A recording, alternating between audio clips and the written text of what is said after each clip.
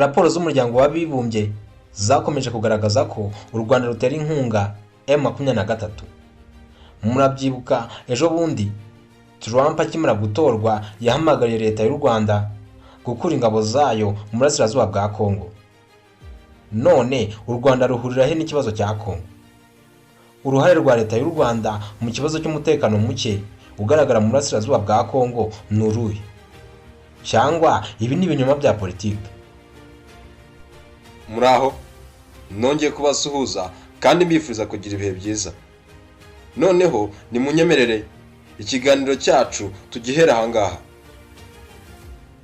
Imyaka isaga 67 irashize Afurika yitwa ko yibohoye, yigenga, yacitse ku ngoyi y'ubucakara, ubukoloni na mpatsi ibihugu byabo mu burengerazuba bw'isi.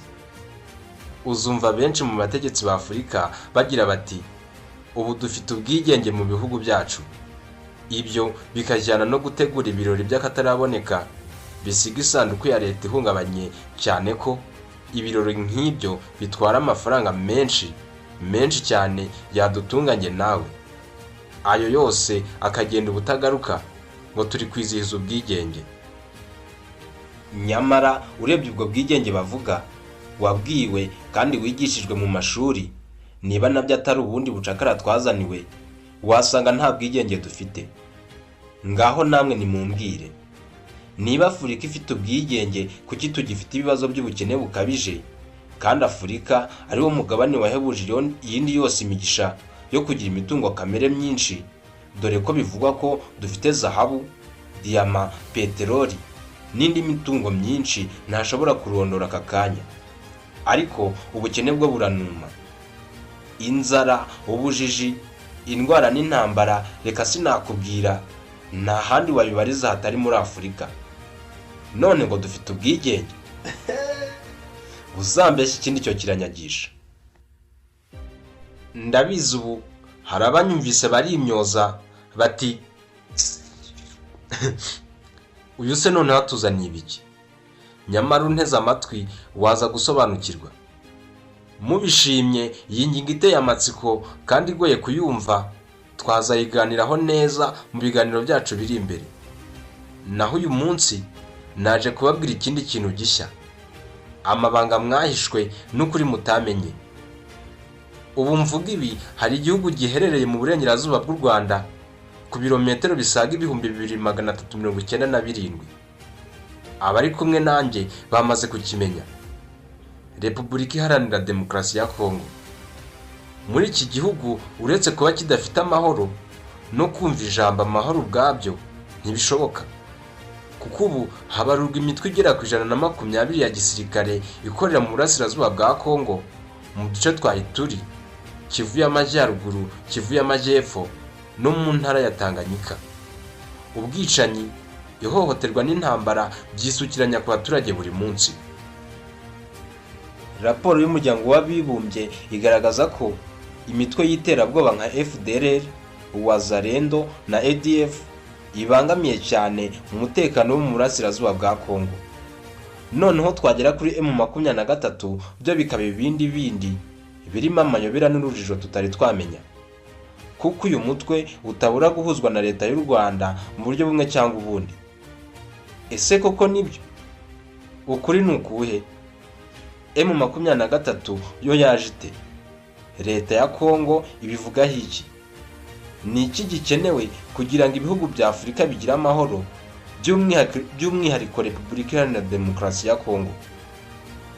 Byose turaza kubisuzumisha inyandiko zitandukanye uko zagiye zisohorwa n'ibigo by'ubushakashatsi, imiryango idashingiye kuri leta n'umuryango w'abibumbye, kugira ngo ku musozo w'iki kiganiro twese tuze kungukirwa. Nge Tuyikunde Eri, ni karibu mu kiganiro.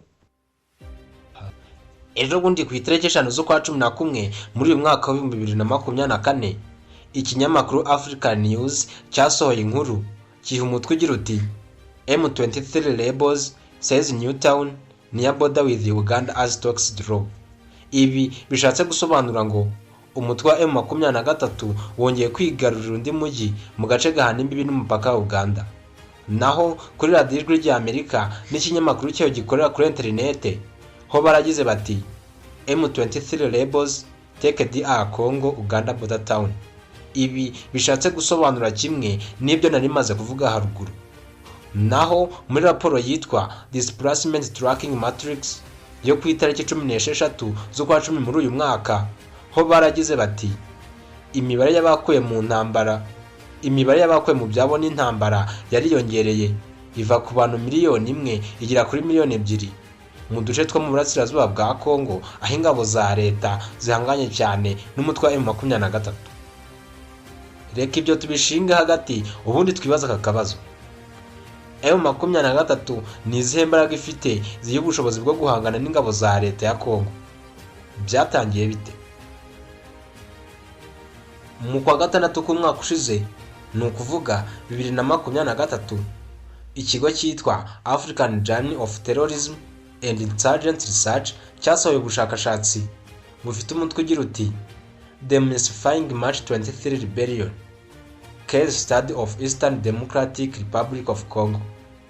Muri ubu bushakashatsi bageze kuri page ya 3 barandika bati M23 ni umutwe wa gisirikare wavutse mu kwa 4 2012, ukaba ishami ryashibutse kuri CNDP, National Congress for Defense of People.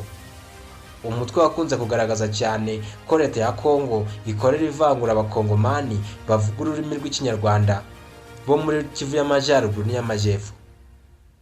Kuva 2006 kugera 2009, uyu mutwe wari uhanganye cyane n'ingabo za leta ya Congo.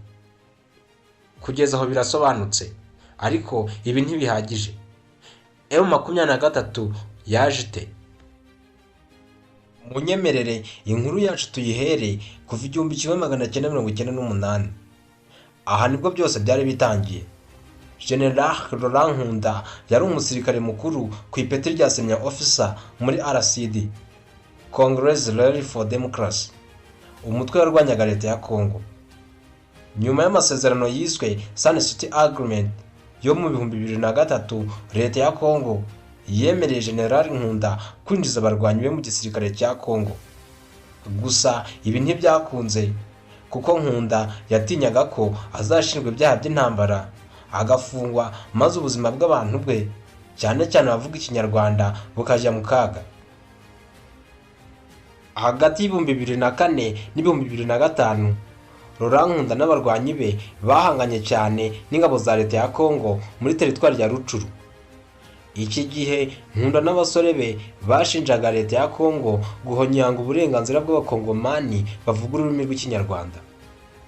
Noneho mu mwaka wa 2006, Nkunda yakoze igitero simusiga mu mujyi wa Goma. Nyuma yo kuvushanya amaraso n'ingabo z'umuryango w'abibumbye zari mu butumwa bwo kugarura amahoro muri Congo, ibiganiro ku mpande zombi byarakozwe. Laurent Nkunda yemererwa kwinjiza abarwanyi be mu ngabo za leta ya Congo. Mu kwa 12 ku itariki 30 mu 2006, Major General Numbi, uyu yari umujenerali uhagarariye ingabo za Congo zirwanira mu kirere, yaje kwemera General Nkunda n'abarwanyi be nka National Congress for Defense of People, umutwe wari ugamije kurinda umutekano w'ubuzima bw'abakongomani bavuga ururimi rw'ikinyarwanda.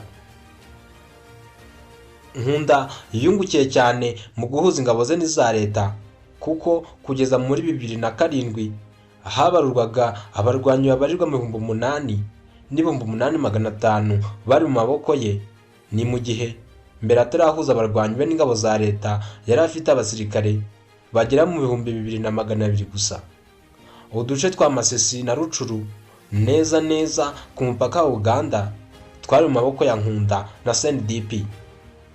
Mu kwa gatatu mu 2007, leta ya Congo yashinze General Nkunda kurema igisa n'ubwami mu duce twa Masisi. Ibyo bituma amasezerano yo guhuza abarwanyi be ba CNDP n'ingabo za leta aseswa.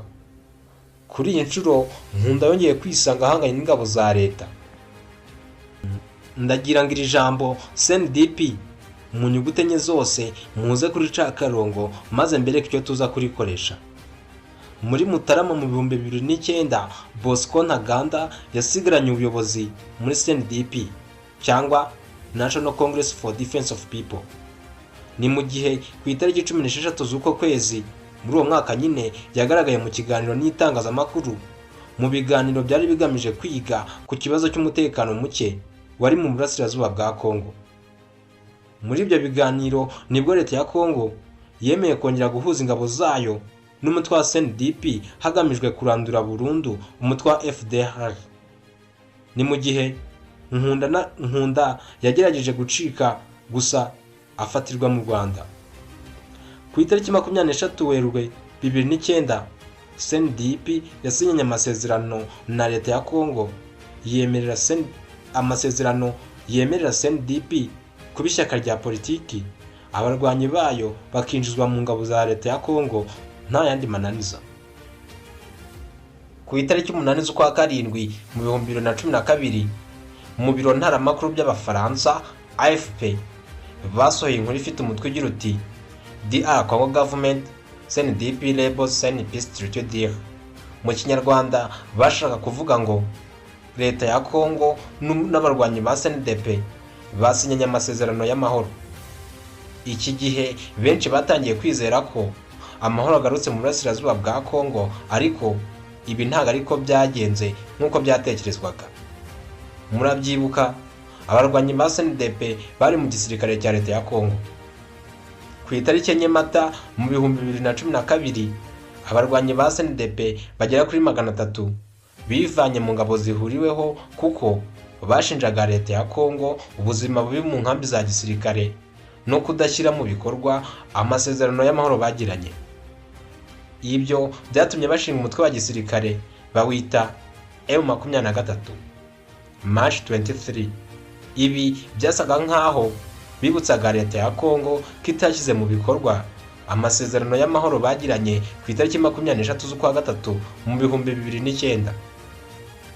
Ubutegetsi bwa Kinshasa bwashinje Bosco Ntaganda kari batumye abarwanyi ba CNDP bikura mu ngabo za leta, maze butegeka ko afungwa ku itariki 11 Mata mu 2012 kandi abarwanyi be bose bagakorwa vuba na bwangu muri Kivu y'Amajyaruguru. Ingaruka z'ibi nuko abarwanyi benshi bikuye mu ngabo zihuriweho bayoboka Bosco Ntaganda na M23. Umva icyakurikiyeho. Imirwano idasanzwe mu duce twa Rucuru na Masisi yariyongereye ikomeza no gukwira mu tundi duce, nibwo mu kwa 11 ku itariki zaho 20 M23 yafashe umujyi wa Goma. Ingabo za leta ya Kongo zikwira imishwaro, naho MONUSCO ingabo z'umuryango w'abibumbye zari mu butumwa bw'amahoro muri Kongo zabirebeye aho gusa kuko misiyo yazo kwari kurinda abasivile. Nyuma y'ibiganiro by'amahoro byabereye muri Uganda, M23 yemeye kuvana ibirindiro byayo mu mujyi wa Goma. Ni mu gihe ku itariki 24 z'ukwa kabiri mu 2013 abakuru 11 b'ibihugu bya Afurika bemeje amasezerano yo kugarura amahoro mu burasirazuba bwa Kongo. Gusa u Rwanda na Uganda bakomeje gushinjwa gufasha M23. Bosco Ntaganda we yishyikirije ambasade y'Amerika mu Rwanda, aho yaje kujyanwa mu rukiko mpanabyaha ICC. Raporo z'umuryango w'abibumbye zakomeje kugaragaza ko u Rwanda rutera inkunga M23. Murabyibuka ejo bundi Trump akimara gutorwa yahamagariye leta y'u Rwanda gukura ingabo zayo mu burasirazuba bwa Kongo. None u Rwanda ruhurira he n'ikibazo cya Kongo? Uruhare rwa leta y'u Rwanda mu kibazo cy'umutekano muke ugaragara mu burasirazuba bwa Kongo ni uruhe? Cyangwa ibi ni ibinyoma bya politiki? Kubw'inyungu yanjye nawe tugamije kumva ibintu kimwe no kubisobanukirwa, katwifashisha ubu bushakashatsi.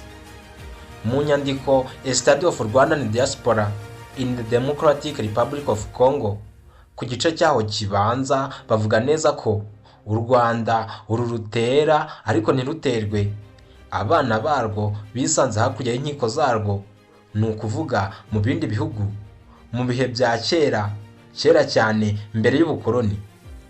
Mu bushakashatsi bwakozwe na Guy Vasso agaragaza ko abanyarwanda bwa mbere bisanze hanze y'u Rwanda mu mwaka wa 1910 ubwo abakoloni bacaga imipaka.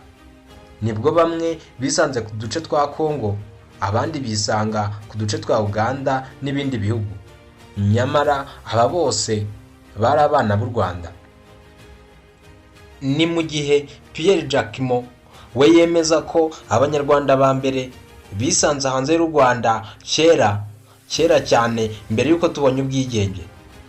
Mu nyandiko ye yise Rwanda and Democratic Republic of Congo, David and Goliath in Great Lakes, yemeza ko kuva mu mwaka w'1933 kugera mu mwaka w'1955 abanyarwanda benshi bakuwe mu Rwanda n'Ababiligi bajyanwa gukora mu birombe by'amabuye y'agaciro mu duce twa Masisi mu burasirazuba bwa Kongo. Umva uko babivuga: hagati y'1933 n'1945 abanyarwanda bagera ku 25,000 bakuwe mu Rwanda bajyanwa muri Kongo.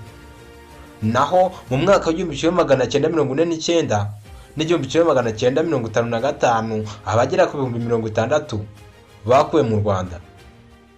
Mu mwaka w'1955 wonyine habarurwaga abanyarwanda bagera ku 170,000 baba mu gihugu cya Kongo.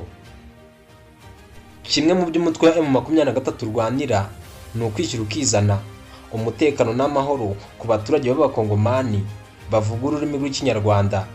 Ni mu gihe ushinja leta ya Kongo kwima ubwenegihugu abaturage b'abakongomani bavuga ururimi rw'Ikinyarwanda, ukongera ugashinja iyi leta gukoresha umutwe wa FDLR mu guhungabanya umutekano w'abakongomani bavuga ururimi rw'Ikinyarwanda baba mu burasirazuba bwa Kongo.